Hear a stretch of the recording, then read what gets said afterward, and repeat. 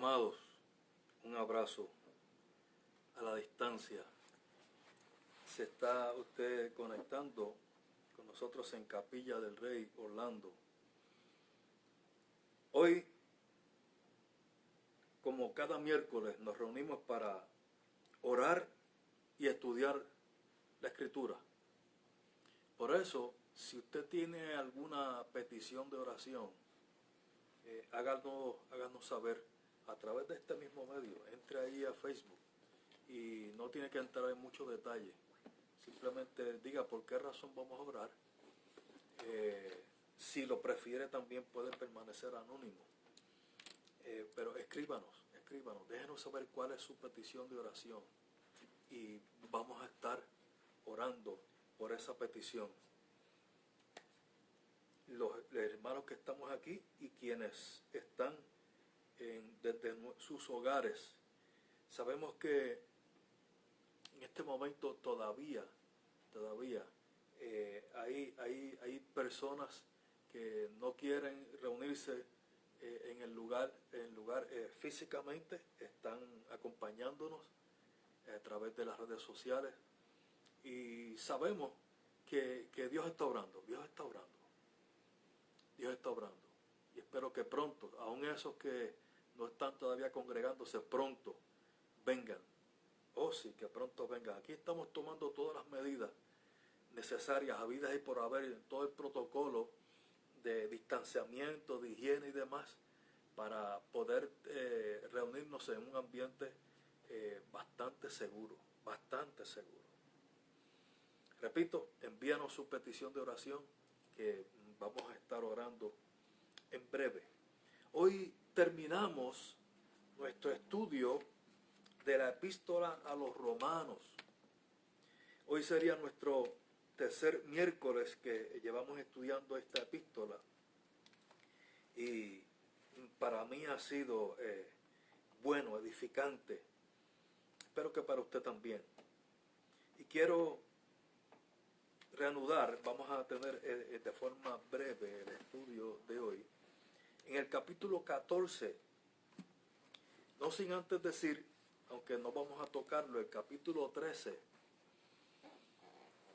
trata sobre una circunstancia que estaba atravesando la iglesia que se encontraba en Roma. Recuerde que una epístola era una carta con propósitos de enseñanza dirigidas a una iglesia, excepto las cartas pastorales, la de Timoteo y Tito.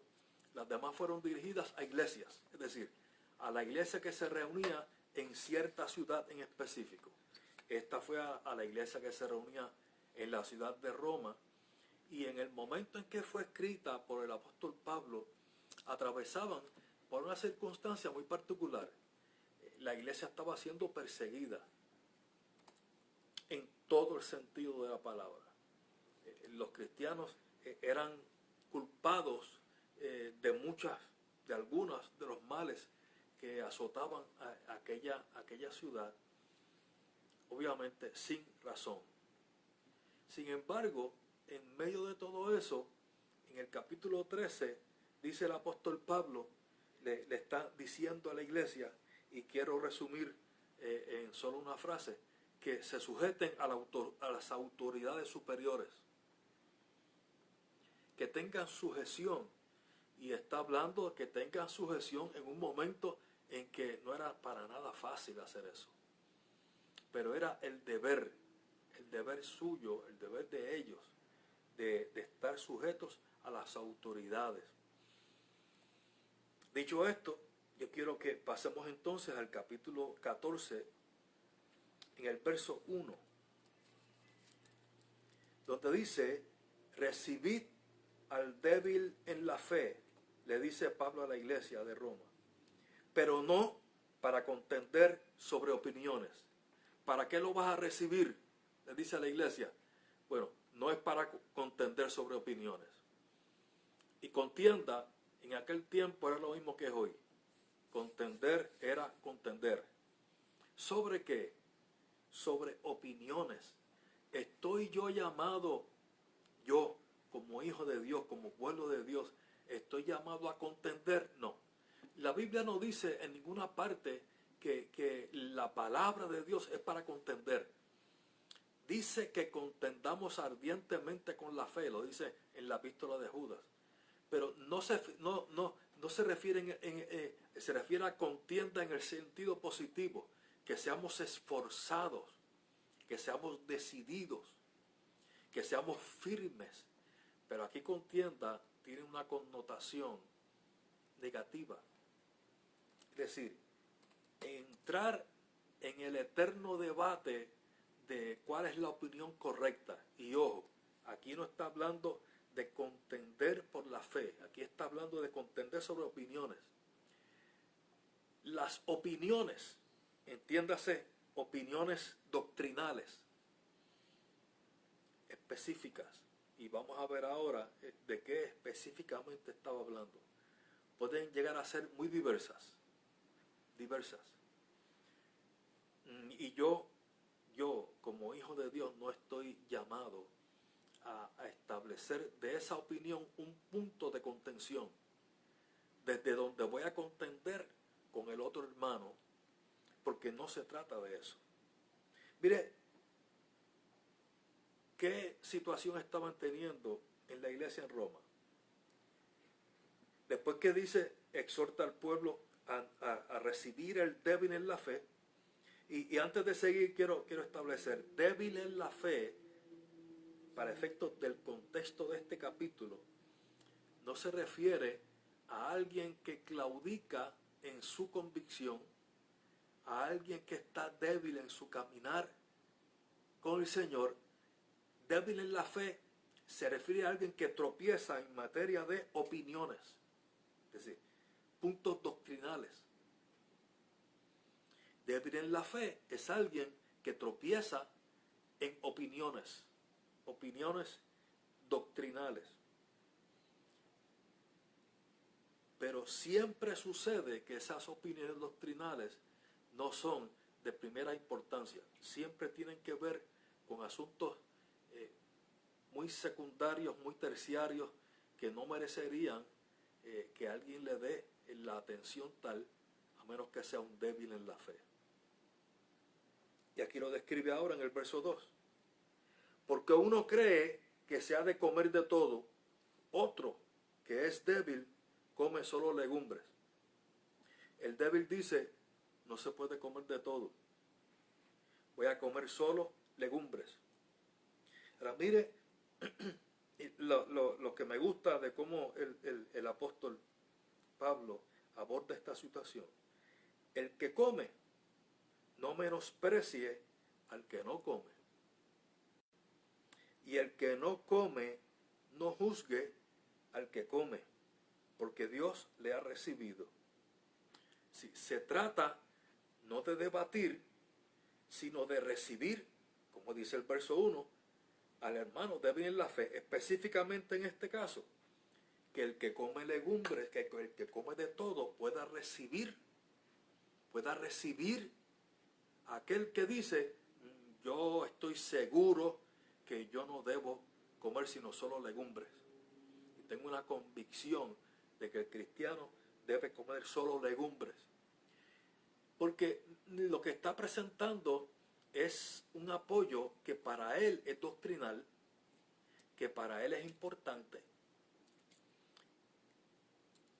que para él es tan importante que lo lleva a asumir una postura en algo que no es de primera importancia, pero las opiniones tienen como resultado llevar a alguien a pensar que sí lo tiene. Verso 4. ¿Tú quién eres que juzgas al criado ajeno? Para su propio Señor está en pie o cae, pero estará firme. Porque poderoso es el Señor para hacerle estar firme. Uno hace diferencia entre día y día. Otro juzga iguales todos los días. Cada uno esté plenamente convencido en su propia mente. El que hace caso del día, lo hace para el Señor. El que no hace caso del día, para el Señor no lo hace. El que come, para el Señor come, porque da gracias a Dios. Y el que no come, para el Señor no come y da gracias a Dios. De manera que aquí hay dos personas. Uno que no tiene debilidad en poder decir yo como de todo. Y otro que es débil, dice yo como solo legumbres. Pero, escúcheme bien, si lo hace como para el Señor, es decir, lo está haciendo como para el Señor, dice Pablo, usted que piensa que se puede comer de todo, respete a su hermano. No lo violente, respete. ¿Por qué? Por la suposición como tal, no. Porque lo está haciendo como para el Señor.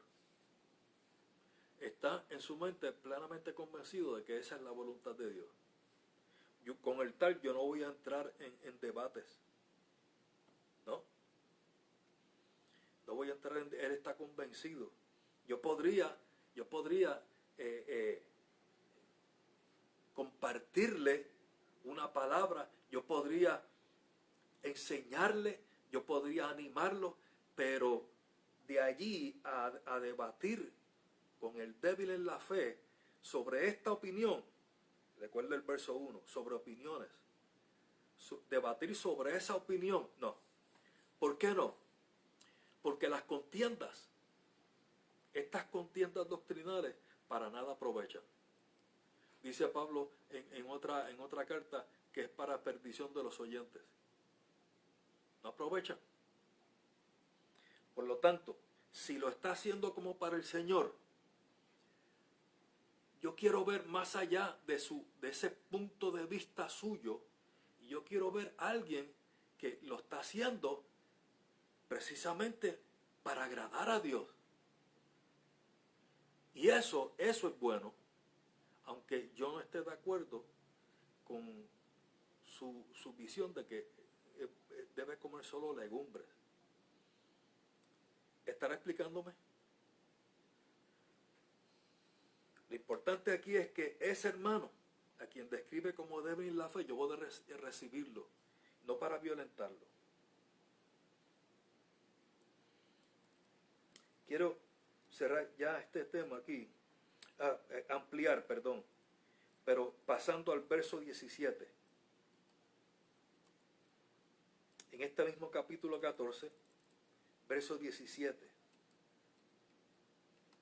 explica, porque el reino de Dios no es comida ni bebida, sino justicia, paz y gozo en el Espíritu Santo.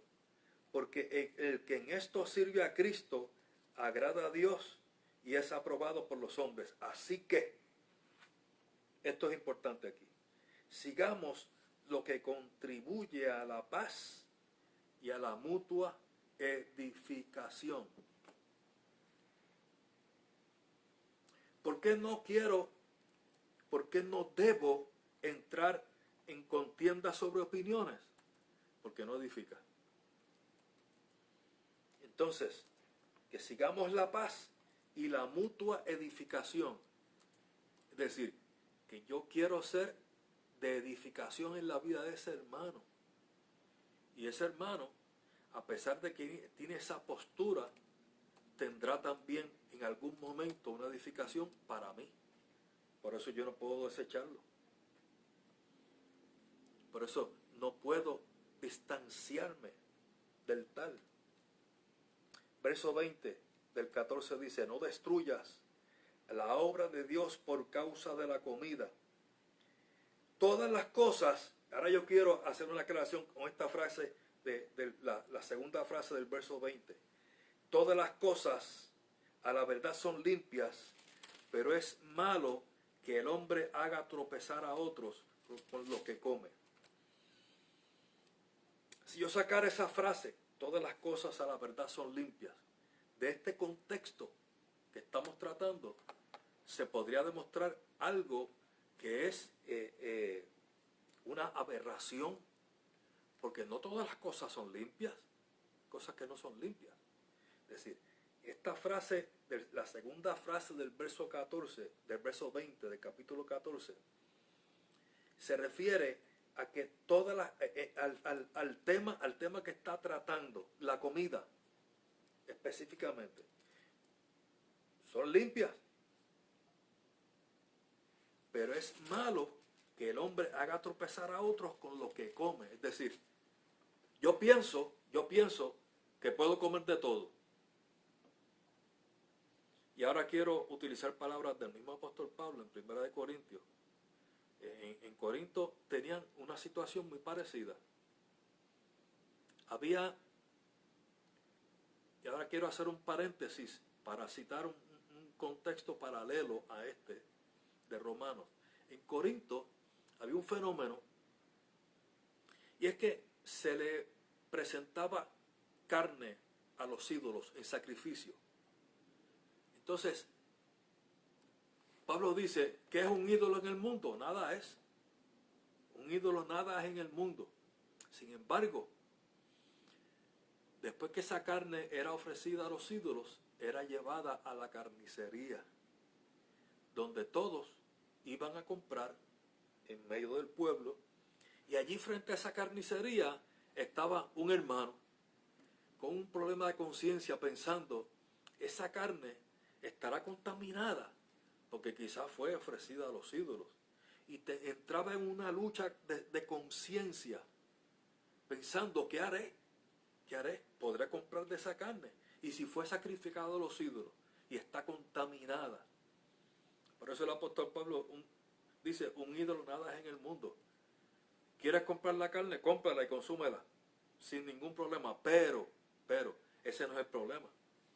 El problema es si hay otro hermano que piensa que eso no se puede hacer bajo ninguna circunstancia y te ve a ti consumir carne sacrificada que posiblemente fue sacrificada a los ídolos. ¿Qué vas a hacer? ¿Vas a hacer alarde de una libertad que tú tienes? Es decir, tú piensas que se puede comer de todo, pero hay otro que es débil, que piensa que no. Si yo exhibo la libertad que tengo y hago alarde de mi libertad frente a ese hermano que es débil, estoy violentando su débil conciencia. Y dice Pablo, que violentando a los hermanos débiles y su débil conciencia, contra Cristo pecáis. Y es una expresión fuerte. Pecas contra Cristo, ¿por qué? Pero sí, yo tenía la convicción de que puedo comer, no se trata de mí, se trata de Él. Entonces, violentándolo a Él, peco porque también por ese hermano Cristo murió. Yo no quiero violentarlo, no quiero escandalizarlo, no quiero hacerlo tropezar. Y por amor a ese hermano, al menos no haré alarde de la libertad que tengo de comer legumbres y la carne, independientemente de si fue sacrificada a los ídolos. Por eso dice el verso 20, aquí en Romanos 14:20, no destruyas la obra de Dios por causa de la comida, porque todas las cosas son limpias dentro de este contexto. No saque este pasaje de aquí, porque partiendo de versos como este, hay gente diciendo, ¿lo ves? La Biblia dice que nada es inmundo en sí mismo. Todas las cosas son limpias. Pero se está citando fuera del contexto para querer hacer decir lo que no está diciendo. Entonces, tenemos que mantenernos, cuando estudiamos la palabra, tenemos que respetar, interpretar un texto a la luz de su contexto. Verso 21. Bueno es no comer carne, ni beber vino, ni nada en que tu hermano tropiece o se ofenda o se debilite. Entonces, aquí ahora, además de las legumbres, está hablando de carne, está hablando de vino. Por lo mismo, había hermanos que tropezaban con esto de comer carne, y había hermanos que tropezaban con esto de beber vino. En un momento cuando el consumo de vino era tan cotidiano, y lo abre todavía un poco más, mucho más. Dice, ni nada en que tu hermano tropiece o se ofenda o se debilite. Es decir, tiene que ver no solo con legumbres, no solo con carne, no solo con vino. Dice, en nada que tu hermano se ofenda o se debilite o tropiece. ¿Tienes tu fe? Pregunta Pablo, ¿tienes tu fe? Y aquí la connotación de fe, de la palabra fe, dentro de este contexto, la connotación que tiene es seguridad. ¿Tienes tu seguridad de que puedes comerte de todo? Tenla para contigo. Pero no se lo impongas al otro. Tenla para contigo, no se lo impongas. Hay personas que dicen, pues, yo pienso que un cristiano no puede tener transfusiones de sangre, por ejemplo. Menciónalo. Un cristiano no debe hacer esto o aquello, y están plenamente convencidos. Hay otro que piensa que no, que allí no hay nada para el cristiano. Que el cristiano no debe por qué consumir o practicar, tener tal práctica. Pues dice Pablo, tenla para contigo. No le impongas a tu hermano tu fe. Bienaventurado el que no se condena a sí mismo en lo que aprueba, pero el que duda sobre lo que come es condenado, porque no lo hace con fe, y todo lo que el hombre viene de fe es pecado. Aquí yo quiero detenerme ahora en este verso 23. Te escuchará esa última frase. Todo lo que no proviene de fe es pecado. Ese verso es verdadero, es correcto, es cierto dentro de este contexto. Dentro de ese contexto, si yo lo saco de allí, estoy poniendo un mensaje dentro de ese verso que no es el que contiene. Está hablando del que duda sobre lo que come. Específicamente de eso. Está diciendo a la iglesia, tienes tu fe, tenla contigo, pero el que duda sobre lo que come es condenado. No es condenado, no es que está entrando a la condenación, es condenado en el sentido, en la connotación de que tiene un problema de conciencia, que piensa que no se debe comer carne y la está comiendo. Eso es un problema. Alguien que piensa que no se debe hacer algo y lo está haciendo. Practicar algo como tan sencillo como comer de todo y pensar que no debe y lo está haciendo, ahí hay un problema. Por eso dice, todo lo que no proviene de fe es pecado, porque hay condenación ahí. La condenación de pensar de que no se puede hacer algo y lo estoy haciendo. Condenación solo en ese sentido. Si usted tiene alguna pregunta o aportación en cuanto a este tema que estamos tocando, también nos puede escribir a través de las redes sociales. Puede incluir allí su pregunta o comentario. Capítulo 15, verso 1.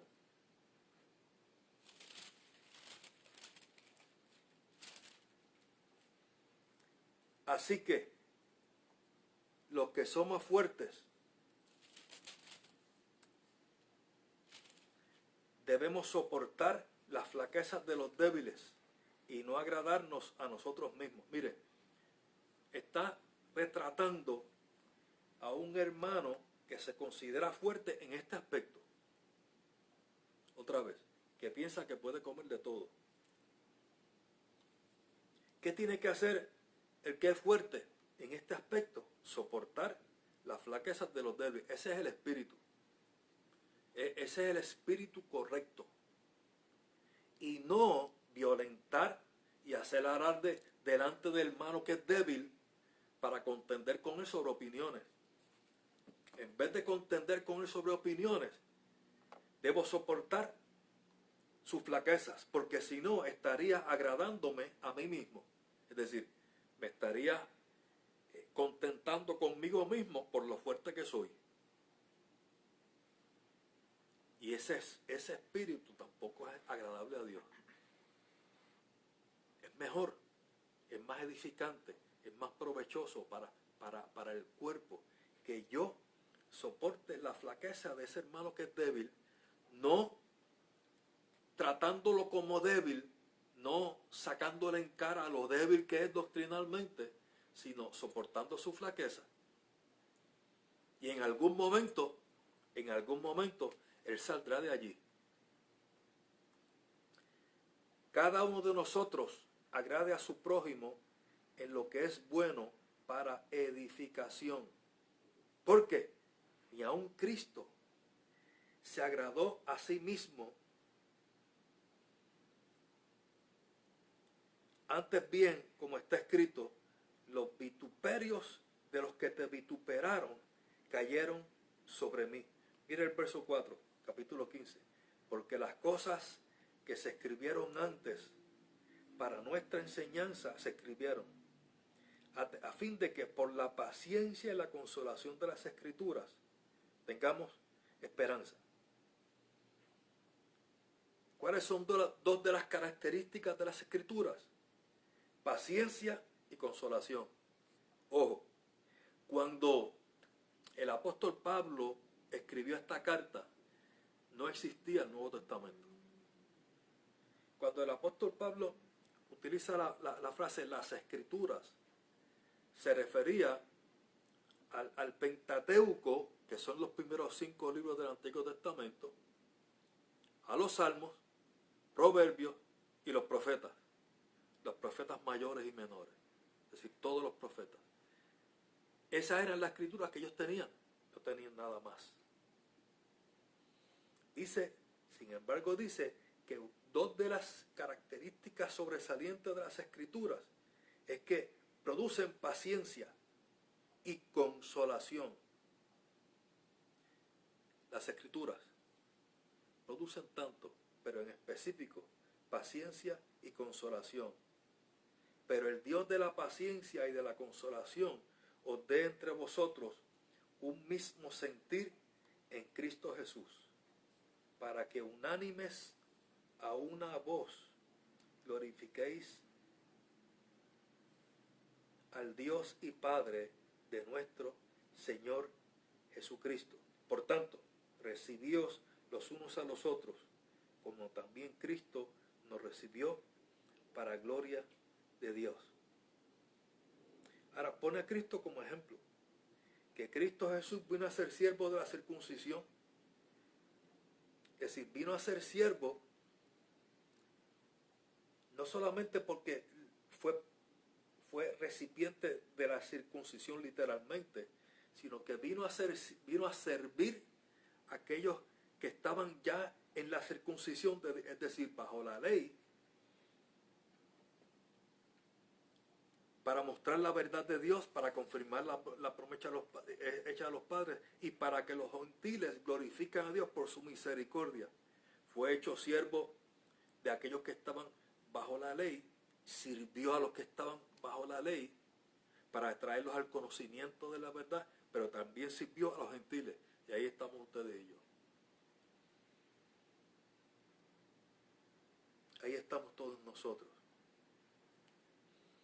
Ahora yo quiero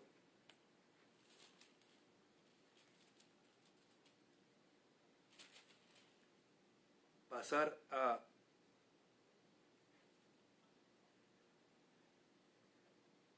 al capítulo 16. Y aquí es donde termina este estudio de hoy.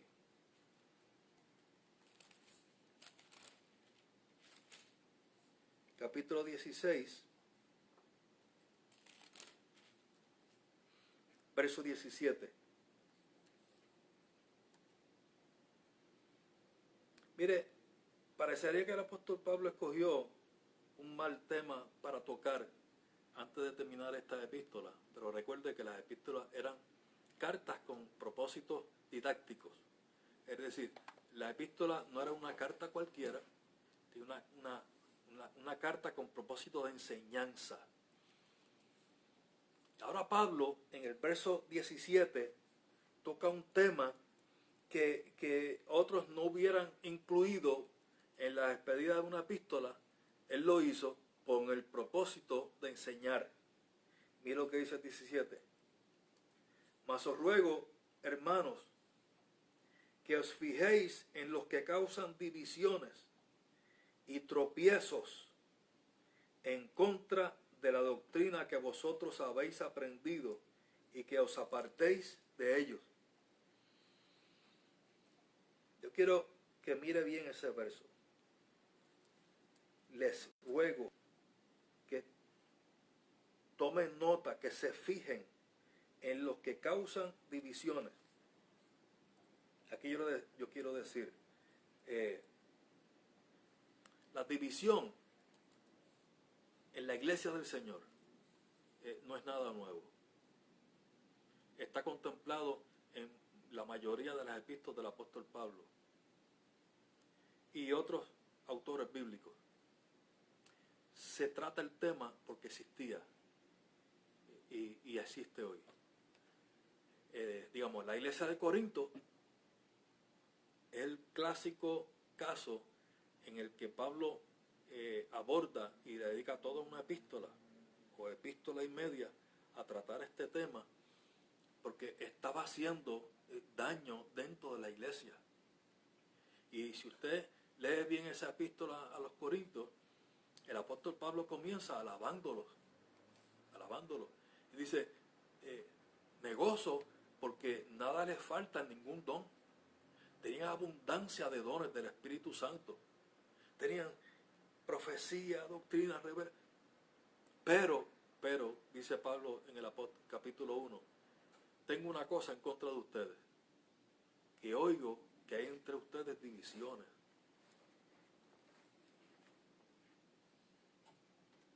Porque unos dicen, yo soy de Pablo, yo soy de Apolo, yo de Cefa, y otros dicen, yo soy de Cristo. Por eso no puedo tratarlos, dice Pablo, como espirituales, sino a carnales, como a niños en Cristo. Quienes promueven división no son espirituales, son carnales.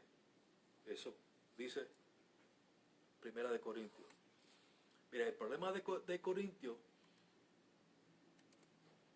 es que aquella sociedad era altamente partidista. El corintio era partidista, solo que su partidismo no tenía que ver con política, sino con filosofía. Había muchos partidos de filosofía y se amontonaban maestros, cada uno con su enseñanza, y había comezón de oír. Y se amontonaban de acuerdo a la comezón de oír. Los discípulos, los creyentes, se trajeron eso a la iglesia. Y dentro de la iglesia intentaron hacer lo mismo que se hacía afuera. Yo sigo a Pablo, yo sigo a Apolos, y en cada uno identificaban algo que les gustaba. El uno era elocuente en las escrituras, en el otro había una manifestación de poder. Tenían distintos maestros, y otros decían, yo soy mejor que todos los demás, yo sigo a Cristo, yo pertenezco al grupo de Cristo. Lo interesante es que Pablo los resumió a todos bajo la misma categoría. Estaban dividiendo el cuerpo de Cristo. Aún aquellos que decían, el mío es Cristo. Porque Cristo no vino a fundar partidos. Entonces estaban igual como el que decía, yo sigo a Pablo, yo sigo a Apolo. De hecho, es lo que la Biblia llama disensión. En el original griego, la palabra disensión es la misma en el griego que se usa para herejía. Una disensión, una división es una herejía. Aquí dice Pablo que te fijes en lo que causan divisiones y tropiezos. Unos causaban divisiones y otros tropiezos en contra de la doctrina, y que te apartes de ellos. ¿Por qué? Porque los tales no sirven a Cristo. ¿Y a quién sirven? Quien sirve a Cristo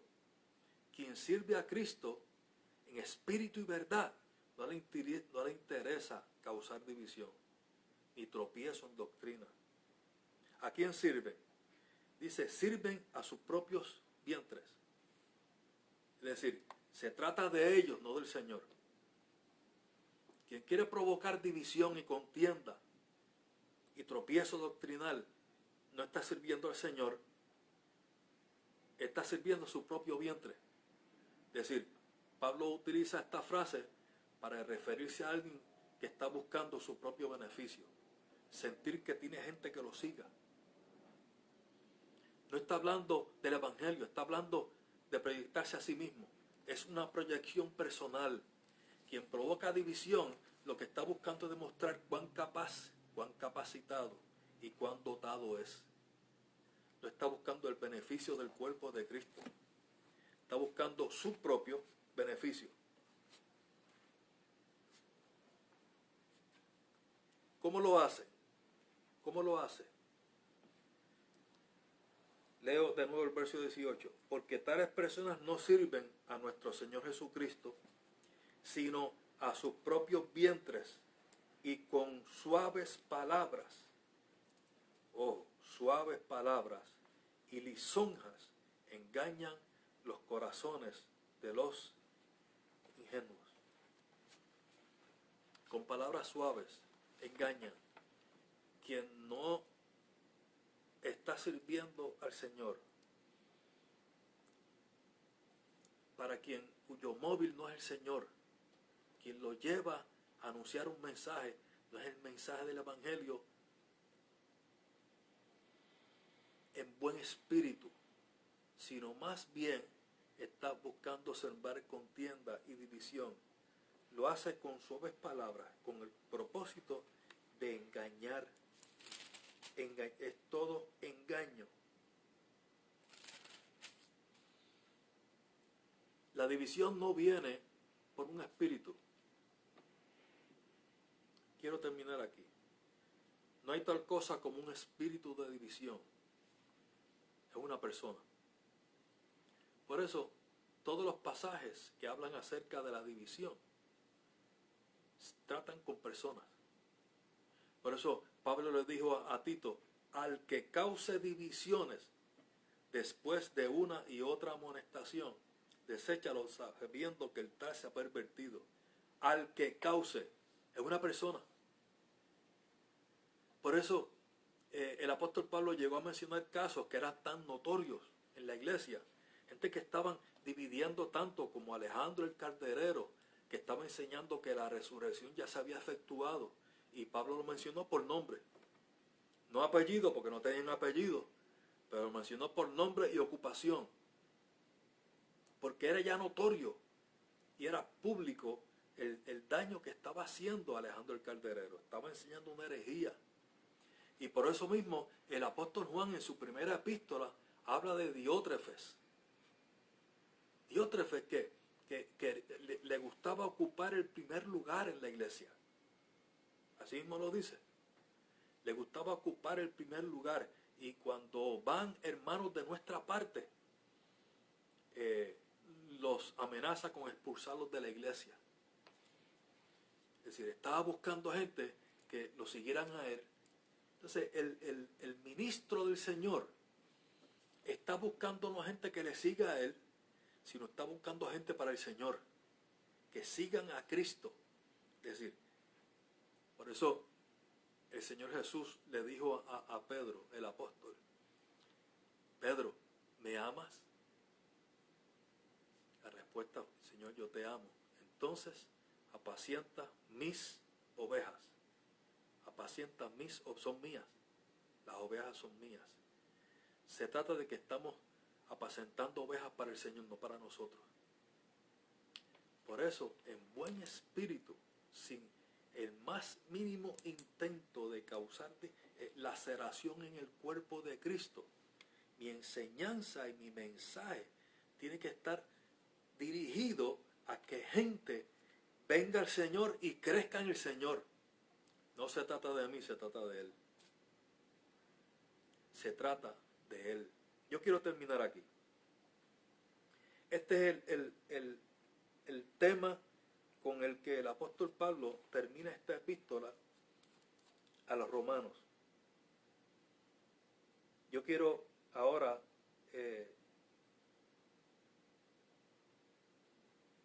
referirme a la doxología, la despedida de Pablo en esta carta, y quiero terminar así, diciendo: y al que puede confirmaros según mi evangelio. El evangelio no era de Pablo. Él lo llegó a identificar tan suyo, tan partícipe del evangelio, que llegó a referirse como mi evangelio. Y al que puede confirmaros según mi evangelio y la predicación de Jesucristo, no era de él, es el evangelio de Jesucristo, según la revelación del misterio que se ha mantenido oculto desde tiempos eternos, pero que ha sido manifestado ahora. En un tiempo fue un misterio, es decir, algo que en las Escrituras estuvo revelado en parte, pero que ahora se ha manifestado, y que por las Escrituras de los profetas, según el mandamiento del Dios eterno, se ha dado a conocer a todas las gentes para que obedezcan a la fe, al único y sabio Dios, sea la gloria mediante Jesucristo para siempre. Amén. Termino aquí este estudio sobre estos dos capítulos de Romanos, y terminamos así la epístola a los romanos. Espero que haya sido de edificación para todos ustedes, que hayan visto allí algo de parte de Dios y que haya sido de bendición. Vamos a orar, vamos a orar. Adiós. La pastora Eileen pide oración por su salud. Si por eso no se encuentra con nosotros hoy, estuvo en tratamiento. Oramos por la pastora Eileen. Sí.